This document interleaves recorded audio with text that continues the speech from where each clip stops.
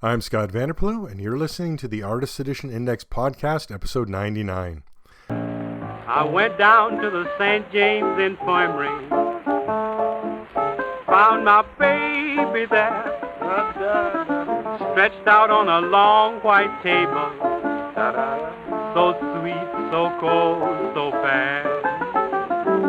Wow, we're getting close to 100. I still have no plans for 100 other than, just doing the regular podcast, but maybe something exciting will occur and big things will be afoot. We'll have to wait and see. All right, thanks for joining me where we discuss all things AE. This month, not a lot of news, but we do get reviews. Right, I've been staying on the one review a week here, and we'll just keep riding it until I run out of books, I guess. Thankfully, didn't run out this month. Let's talk. What's the big news this month? I don't know. Just some great books, I think. Let's go to shipping changes. All right, let's go. Some changes here. Some sad news. Because we got the poll, and the poll asks this month. I'm going to jump ahead. Boom. They're going to ruin the flow here. Our poll this month by our good friend of the site, David Jacoy. What AE format book are you most looking forward to in 2025? The options were DC Covers Artist Edition Volume 1, Jim Apato's DC Classics Artist Edition, Neal Adams DC Classics Artist Edition, Youngblood Vault Edition, and Zorro Man of the Dead Artist Edition. Some people who backed the Kickstarter were able to provide photos and more information. And it is very clear that Zorro Man of the Dead Artist Edition is not Scan's original art. It looks like a culmination or combination or Frankensteining of original art and inked pages. So that's hugely disappointing. So I've actually removed it from the site. It has no place on our list. So unfortunately, I feel bad for those people who voted. Thankfully, it came in 5th place anyways. But the number one winner, Neal Adams DC Classics Artist Edition, followed by Jim Apato's DC Classics Artist Edition, followed by DC Covers Artist Edition Volume 1, followed by Youngblood Vault Edition, and then Zorro. So, big winner, Neal Adams DC Classics. This is a book that's been pushed back. There's been a lot of talk about it. Lots of talk. So I can understand why that's the most anticipated. I don't know, I'd either vote DC Covers on this or Youngblood, just because I'm looking for, Youngblood also apparently doesn't have complete issues. I'm really getting more, I'm giving a much greater level of interest to AE format books that have complete stories. So that's really been driving me. And one of the reasons I really enjoy European books, that generally they're collections of complete stories. So, all right, that's the poll this month. So yeah, in Zorro, that's it. It's gone. Cut that out. All right, now we can discuss shipping changes. There's quite a few. So, Button Man by Arthur Ranson, Apex Edition, scheduled for January, scheduled for February, missed those dates completely. Still no sign of the book. I've contacted my contact at 2000 AD Rebellion, and I have not got anything back. So that's also a bit disheartening that a contact that I was getting good information from is now just not replying to me. So, sad. So, I've just put that to TBD. I don't know what's going to happen here. I mean, the Diamond is still, teetering towards closure. Their bankruptcy things all need to be wrapped up by April 1st or they're shuttered. So I think we're just going to have to expect that that's not the way. So of the AE format books being distributed still, 2000 AD Rebellion is the only one that's exclusive to Diamond at this point. Everybody else has got another publisher, another distributor. And it's PRH and Simon & Schuster. That's really where everybody's landed. Now, 2000 AD distributes their graphic novels, books, that kind of thing through Simon & Schuster. So I'm not sure why the Apex Edition has not transitioned to them either. But let's keep our fingers crossed and hope that's the way. Otherwise, Apex Editions may have to be direct ordered from 2000 AD, which I do not want to do. I want it to be something that's shipped to my local comic shop and then I can buy it there. I don't want to pay the extra shipping. I don't want to pay the conversion. So let's hope that doesn't happen. All right, Marvel Covers Artist Edition 2025. That's moved to March 11th. David Mazzucchelli's Daredevil Born Again Artist Edition, 2025 edition, has been moved to March 18th. DC Covers Volume 1 Artist Edition was moved to July 8th, but I feel like that was last month. I may not have updated those. All right, Jack Kirby Forever People Artist Edition has been moved to August 19th. So, IDW, also, that this looks like the last original artist edition we'll get from IDW is going to be the DC Covers. And I noticed the solicitation, the page on Penguin Random House now says DC Covers Artist Edition Volume 1 as opposed to DC Covers Volume 1 Artist Edition. So, interesting. Clearly, everybody listens to my podcast, and that change was made because I went on about it. I doubt it somehow. All right. Them's be the shipping changes. Exciting. Solicitations this month. Just the one. The IDW March 2025 catalog came out. Because there's no Diamond catalog also came out, and these are not being listed anymore. So that's, I guess, previews. What can you do? It's wrapping up. We had one book, and that is the Jack Kirby Mr. Miracle Artist Edition, 2025 edition. That's been solicited for June 24th, 2025 date. But again, we see that. Interesting. Didn't I just say that wasn't happening from the other? Let's go back. Let's oh man alive. All right, we gotta get the work done here. Simon & Schuster. Nope, sorry.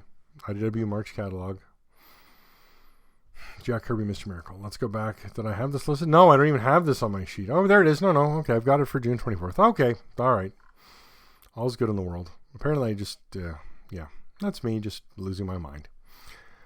All right, nothing new there. I mean, it's absolutely nothing new. Just a straight up reprint. If you want, you could probably get the old one still for much cheaper on eBay. So maybe watch for that. Or you can order the new one from Amazon or Walt's Comic Shop. Links are on my site. Okay, and then the big solicitation, Simon & Schuster February 2025 solicitations. We get the first Act 4 publishing book solicited, the AE format Act 4. Let me specify. Jim Aparo's DC Classics Artist Edition. I'll give you the blurb. Experience the peak period of Jim Aparo's artistry. From his runs featuring Batman and the Spectre with over 175 pages of original art in this gorgeous artist edition. Jim Aparo was one of DC's most prolific artists through the 1970s and 1980s, especially celebrated for his work on Batman from Brave and the Bold Detective Comics and the Spectre from Adventure Comics. This artist edition presents more than 175 pages of classic Aparo art from what is regarded as his peak period. I think we just heard that somewhere else. And features 8 complete Brave and the Bold and Spectre stories, as well as a selection of classic covers and pages. Exciting. A little bird told me that number of stories may have increased. Although appearing to be in black and white, all the art is scanned in color, enabling the reader to see the work as close to the original as possible. Ink gradients, blue pencil, and all the unique nuances that make original art so special are all clearly visible when printed as the same size as drawn. The artist edition of Jim Aparo's work is an art book disguised as a comic collection. The only better way to see these pages is by looking over Aparo's shoulder at his drawing board. This is coming out from Act 4 Publishing via Skybound via Simon & Schuster. Yeah. September 30th, 2025. 12 by 17 inches, 192 pages, 150 USD. Expect to see that. Look for that. Watch for it.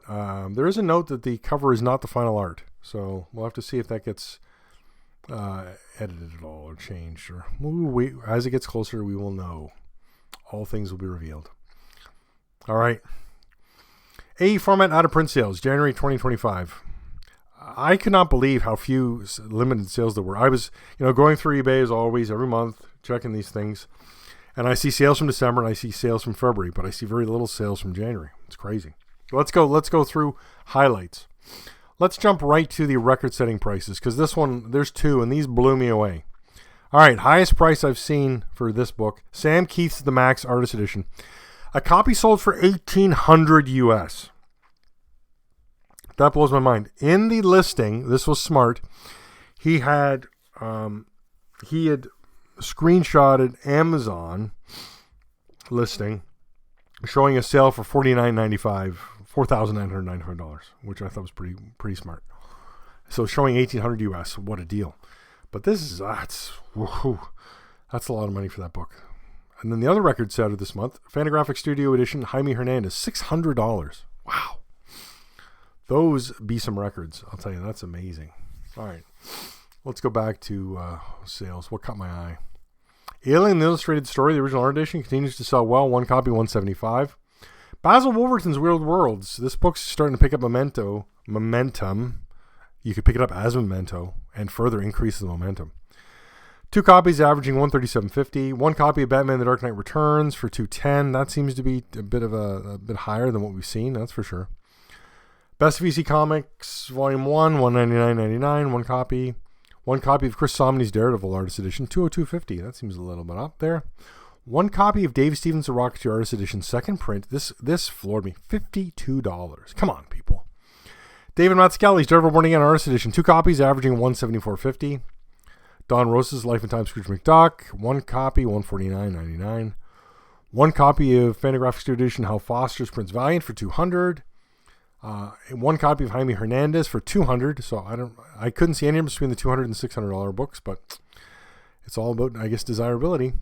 1 copy of Gene Colan's Tomb of Dracula for $297.50. 2 copies of Gil Kane's Amazing Spider-Man for $103.33 average.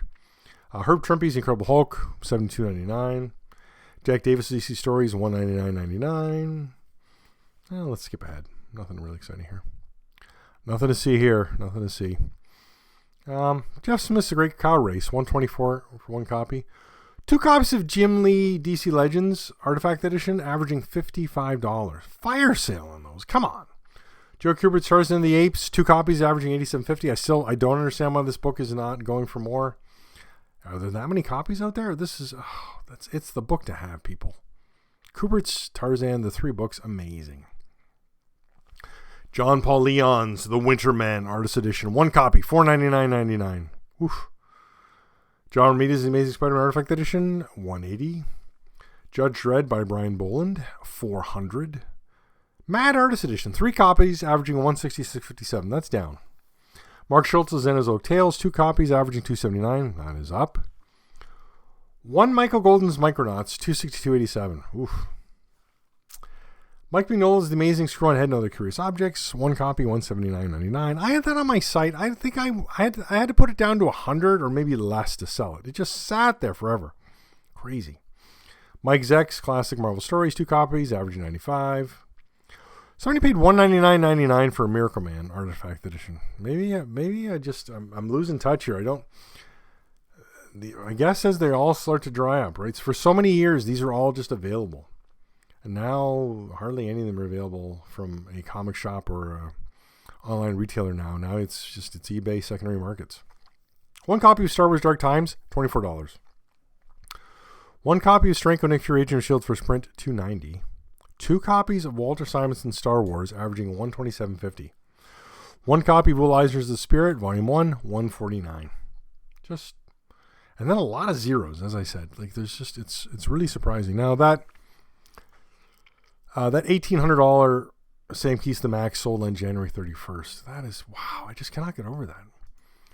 All right, we're accelerating here. We're only at 13 minutes here, and I'm already up to the reviews. Guess we didn't have enough excitement to talk about this month. I mean, we'd already talked about the AE Index Dunbier Awards. Some great winners there. Now we've got these reviews. All right, let's get to it. Before I do, though, 3 ways to support the site. Got to do it. First way, please go to the AE Index store and buy something. I have all these books, and I check eBay. I check prices, I adjust my prices, and I try and keep them market value. And, buying it, that is directly just money in my pocket. I do have to pay a 4% transaction fee from PayPal for every thing.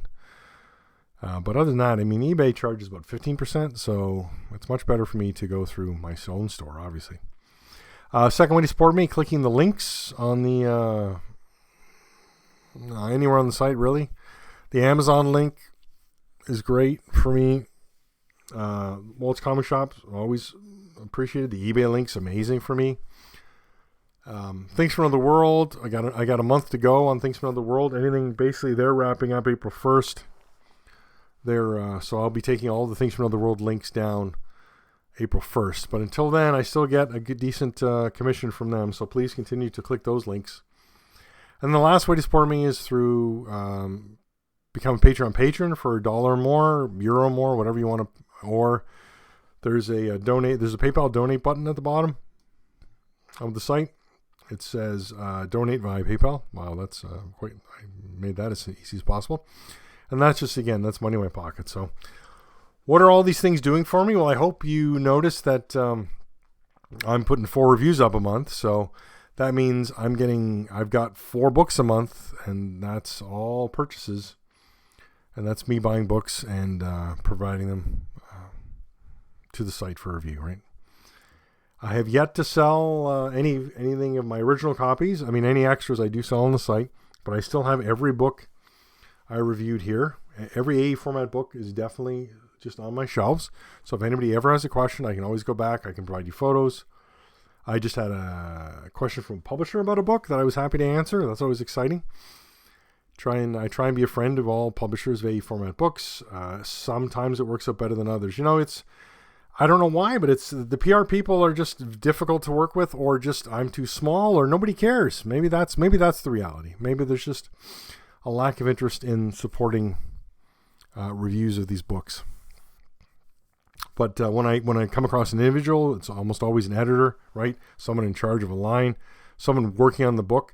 Then I can make a contact. I can establish a relationship, and see where it goes from there. But yeah, too many times rebuffed by corporations there.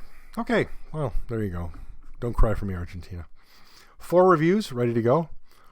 First review, Jeremiah du Sable Plein les Dents. What does that translate to? Sand in your teeth? Edition en planche originale. So that's the original art, right? So here's the blurb. An 80-page album, giant format, 35 by 46 centimeters, numbered and signed by Herman and Freymond. Herman is the artist, and Freymond is the colorist on the original work. So interesting. The album in facsimile of plates printed in 4-color process in the format of the originals. To fully appreciate Herman's drawing, and I'll keep going with Herman. 14 pages of color graphic notebook reproducing unpublished or rare visuals, a photo gallery, an analysis of the album by Pierre Guillot, who also produces the files for our Lucky Luke albums by Morris and Goscinny, a print reproducing a panel from the album enlarged and colored especially for this edition by Freymond, Herman's colorist, album delivered in a protective cardboard box with personalized sticker, a 3-pass screen print signed by Herman, hardcover with embossing, round gray canvas spine with hot stamping, offset printing on 170-gram Munken polar paper, limited 250 copies, sent in armored cardboard packaging. This was published by Edition Black and White. Came out November 2nd. Again, it's 35 by 46 centimeters, which is 13.75 inches by 18 inches. It's 80 pages, a hardcover. It was 199 euros. You can still get it from Edition Black and White. Currently, they have a sale going on, and there's a dented copy that's super cheap, which, this always is, burns my britches. That I would have gladly gotten a bumped copy. This thing's selling for 80 euros instead of the 200, and it's got just a bump on the side. I mean, if you like Herman, first of all, the Jeremiah series is awesome. Herman's awesome. This is my 3rd Herman book from Edition Black and White, and it's another stunner. Really beautiful. So we got the Jeremiah books again. In English, there were the 3 Jeremiah omnibuses released by Dark Horse with SAF strip art features, and those are all out of print and very expensive now if you can find them. But find them you may. So that's your English. They were available digitally through Isneo as well. That's where I read my copies, and I have volumes 2 and 3 of the omnibus in hardcover. Still looking for volume 1. All right. So this is a complete album, gorgeous, and the artwork is stunning. Herman is so great, and they don't have all the pages. Let me see what they wrote. The following pages are printed from color scan of the original plates. That was plates 12, 14, 21, 23, and 37. So 5 pages they could not get, but they reprinted them from the printing films, and they look great. Really good. And then not only do you get the full album, then you get the color process and beyond. You get the it's interesting. So they break down the pages. You get Armand's pencils, then you get inks, then you get the color guides, and then you get the printed colored version. This is so great to look at. I wish we could have had more of this. Actually, I more of the pencils really would be awesome. Then we get into some history of the book and where Armand came up with things, and then just some beautiful artwork. And then you get a print. There's always a print with these books. Not always, but edition black and white seems to enjoy prints. So there's a nice sign number print. Mine edition is 112 of 250, so my book and print are the same number, 112. Just a really gorgeous book. Seeing Armand's pencils and inks like this, it's just gorgeous. All right. Moved on from that to Tex La Mano Rosa. The first issue of Tex reproduced from the historic original plates. The beginning of the legendary epic, now in an unprecedented prestige edition that contains all the original plates, including traces and processing marks. With Il Totem Misterioso, the first story in this volume, and the first story ever in the famous series about the Texan Ranger, the adventure of Tex Willer, immortal icon of the Italian Western and of international comics, begins. This was published by Lo Scarabeo, November 17th, 2023. Completely missed this book. I do go on Lo Scarabeo like a couple times a year, see what's new. New to me is that these are also, I was always been ordering through Lo Scarabeo. Now they're also available from Amazon. Amazon Francis has the cheapest shipping from all the Amazon, so the link's up. This is 38 euros. It's a sweet deal. It's 240 by 320 millimeters, which is 9.5 by 12.5 inches. It's 120 pages. It's a hardcover, and it is straight up scans of the original art from Tex. And it's interesting. They were done. Every page of the album is 3 strips. So I don't know if these appeared. These they format and they appear almost like newspaper strips. And then it's the complete, it's almost the complete original art. Now this is by who's the artist on this? Isn't that terrible? Forgot the guy's name already. It's Aurelio Gallipini, and Giovanni Luigi Bonelli was the writer. These guys, these are the guys that gave birth to Tex. So this is all like the other Italian art I've seen. It's rough in that it's very simple. The designs are straightforward. The character designs, it's a Western. Not a great amount of detail, I have to say.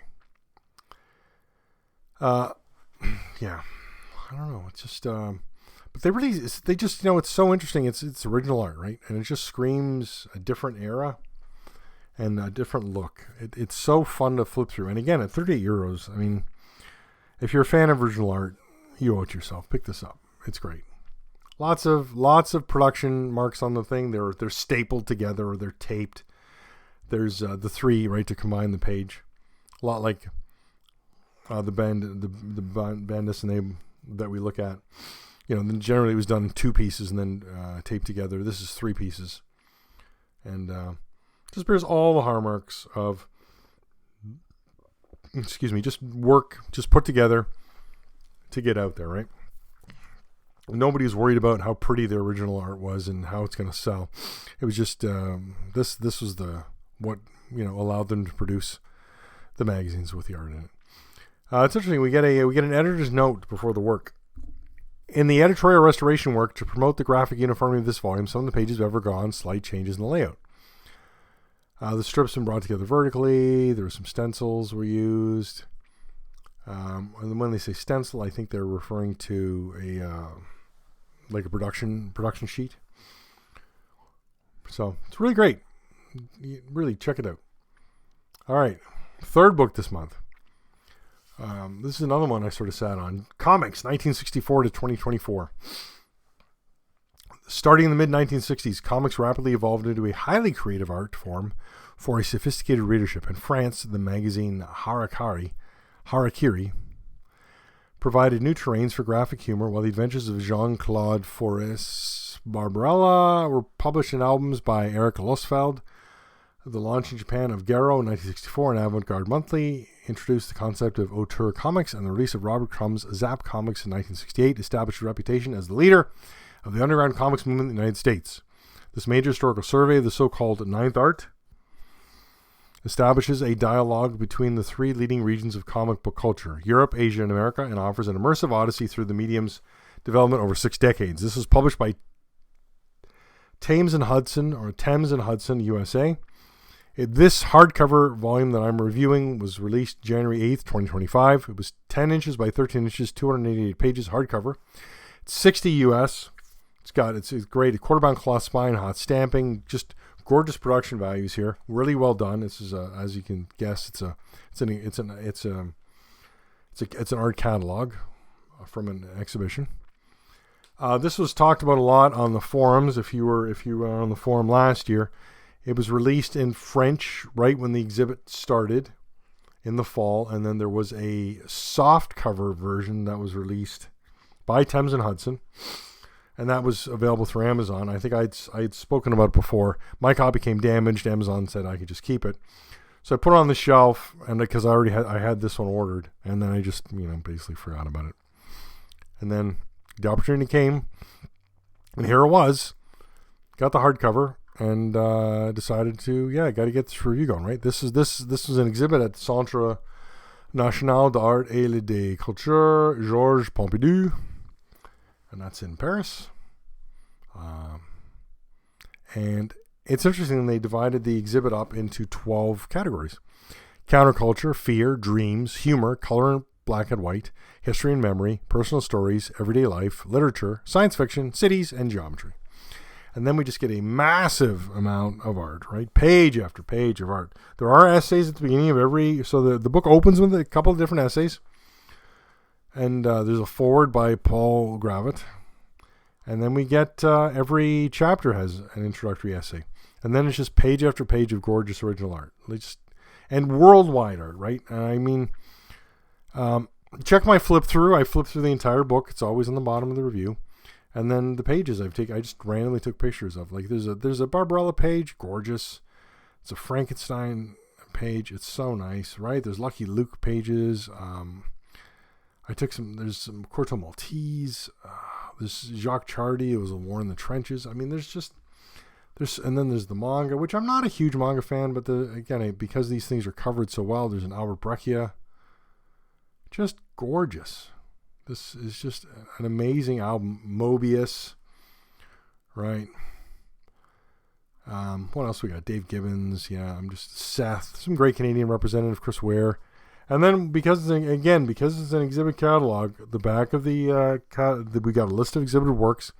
They highlight everything, go through everything, where it's from, publisher, everything. You're really well done. And it's just a gorgeous work. Again, it's just an opportunity to see pages of artwork from around the world that maybe you're not familiar with. Right? I mean, because we are North Americans, we see a lot of American art. And then we see British art. And then, right, I'm trying to bring Franco-Belgian art to us, but then, my manga is limited. I don't have a huge interest in manga, so I limit myself to what I'm also reviewing there. And that's that book. And then we come to the big book for this month, and that is Conan the Barbarian Colossal Edition. Let me give you the blurb. Now, this is the original blurb that appeared on the Zoop campaign. They have edited this blurb up, and the blurb is different on the Pan Universal Galactic Worldwide website. But that's not where I'm pulling the blurb from. I'm pulling the blurb from what they listed so that I would buy the book. Conan the Barbarian Colossal Edition is an artist edition style, oversized 12x17 book that features 190 plus pages of full-size scans of the original comic art pages pulled from throughout the original classic run of Conan comics and magazines. Gathered into one beautiful hardcover for the first time ever, explore the timeless works by legendary Conan artists John Buscema, Barry Windsor Smith, Gil Kane, and a host of others in the most vivid detail possible. boasting more than 190 pages of original art reproduced at their original size, allowing every detail to sing, every muscle, every sword, every drop of blood and bead of sweat. The book presents glorious full-color reproductions of original art, from inked line art to beautiful gray washes, and even vivid paintings from the Sumerians' comic book adventures. This was released by Pan Universal Galactic Worldwide. I'm listing the release date as January 2025. We can discuss that later on. It's 12 by 17 inches. It's 186 pages. And it is not available for online purchase. And I can get into that a little bit later. This is a very well-designed book. I'm going to lead with that because I think, for me, the standout of this book is the design. Ian Chalgren has taken design elements from other books. He's combined them. He's added them. He's built on them. He's made them his own. And he's also introduced other things that really present this book as a real advancement in the design of the AE format book. Let's talk design, right? Let's talk that first, right? So we got spot gloss, spot varnish, spot UV on the cover, on the logo and the characters. It really pops. And then we get into it, and we see these enlargements, really nice. And then the table of contents is interesting. I thought it was very interesting because he lists the artist, and then in the table of content we've got the title of the comic, the issue number, the anchor is listed, and then the year of publication.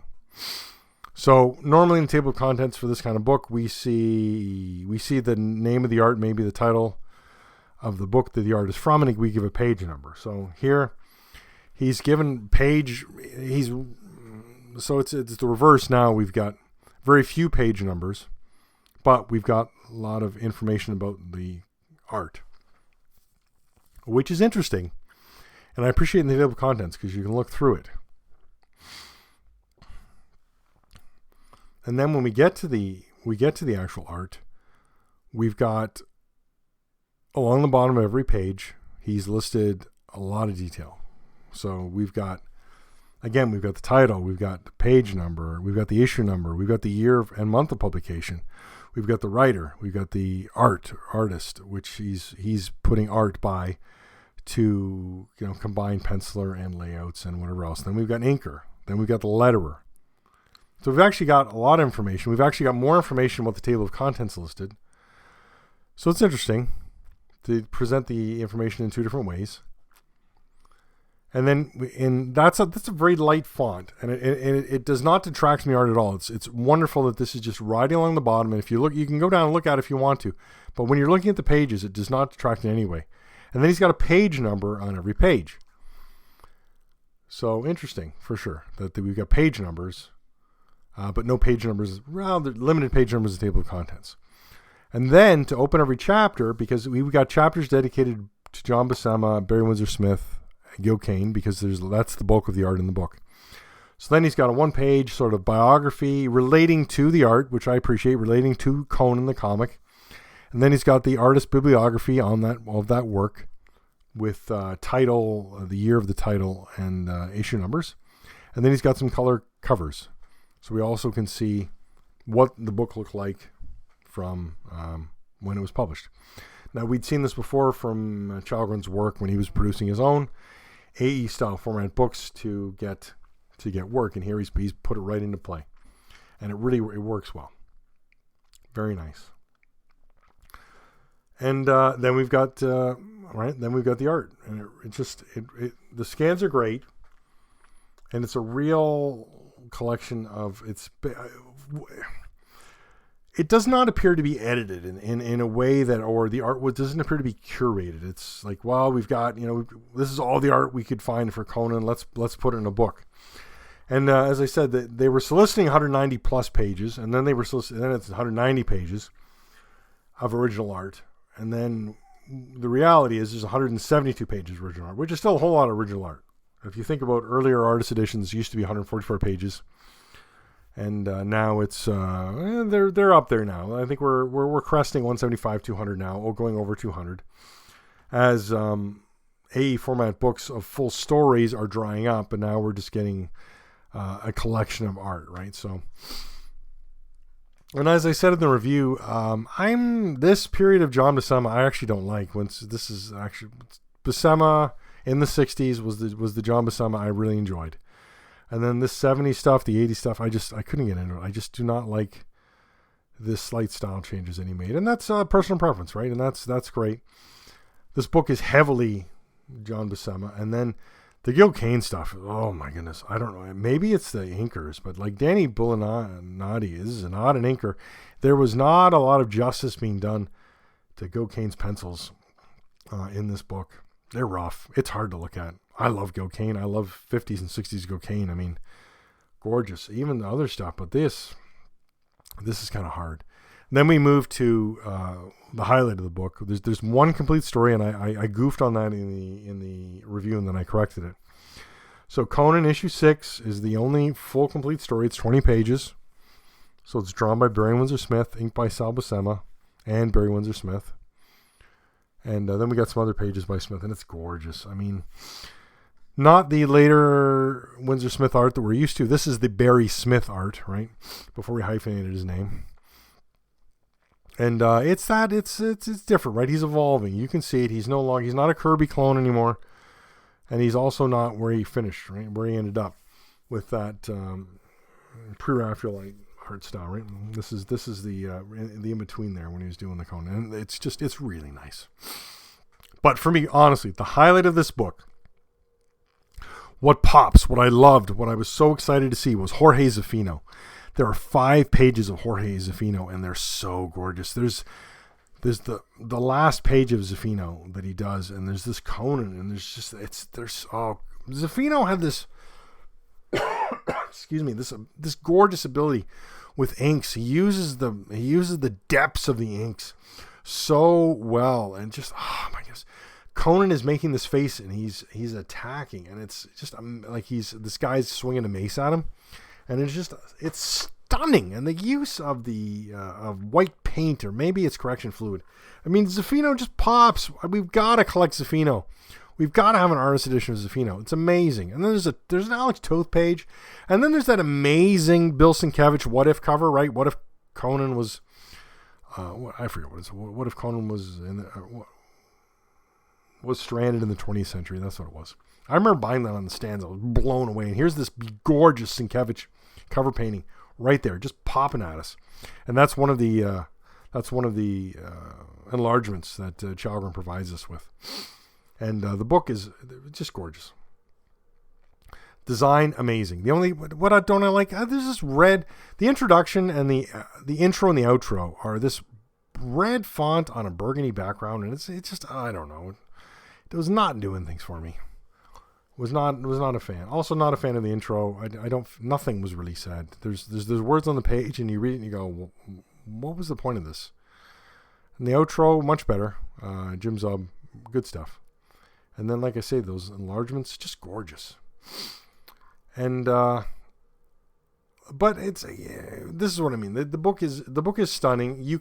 I have a couple copies left of this book on my store. I'm charging more than what I paid because I'm going market value, and you can't find these now. There were a lot of online retailers with this book available in December because for some reason the Zoop campaign decided to supply people who place big orders with their books and let the people who bought one copy or a couple copies just left us out to dry, really. It was ironic that you could back this book for $150 US, or you could pre-order it from an online retailer for $135, and then you could actually get your book. You could order it as well in December and buy it and get it before the people who backed this campaign and paid for it in November 2023. One of my sponsors of the site, Walt's Comic Shop, awesome comic shop in Germany, does all the great European things. You should definitely support them if you have the opportunity. I was complaining about this, and they had their copies in Germany, and I still hadn't received my copy. A lot of people hadn't received their copies. Walt sent me a copy from Germany, and it still arrived before my copies from Zoop arrived. So online retailer in Germany got his copies and was able to process his copies, and then a couple of days later send me a copy, and then it takes a week to get to my house, and it still arrives before the Zoop copies.